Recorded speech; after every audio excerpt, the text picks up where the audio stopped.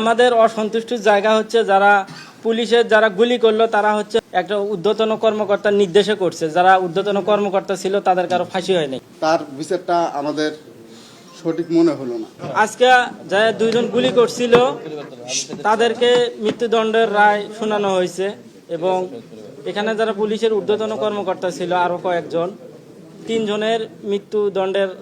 তিনজনের হচ্ছে যাবজ্জীবন সাজার কথা বলা হয়েছে এবং বাকি আরো কয়েকজন আছে তাদের শাস্তি কম হয়েছে।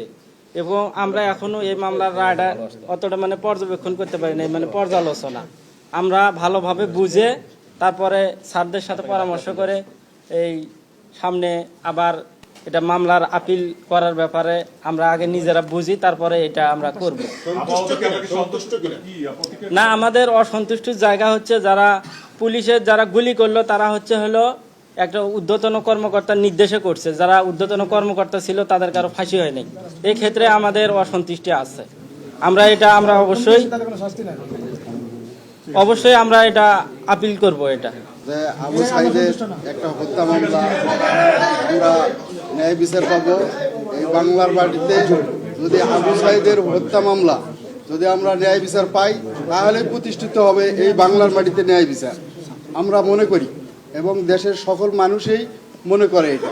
তাই আজকে আমরা যে বিচার পেয়েছি মোটামুটি আলহামদুলিল্লাহ। কিন্তু পুলিশের যারা রংপুরে ঊর্ধ্বতম কর্মকর্তা তাদের সাজা কম হয়েছে এটা আমাদের মনে হয়। এবং ছাত্রলীগ সভাপতি যে পমেল বড়ুয়া ছিল কিন্তু তার ফাঁসি হওয়ার দরকার ছিল।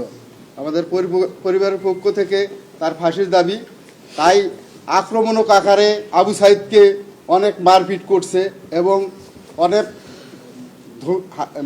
ধমক দিছে এবং পিটাইছে। আসলেই তার বিচারটা আমাদের সঠিক মনে হলো না আমাদের কাছে। আমাদের পরিবারের পক্ষ থেকে পমেল বড়ুয়ার বিচারে অসন্তুষ্ট আমরা প্রকাশ করছি।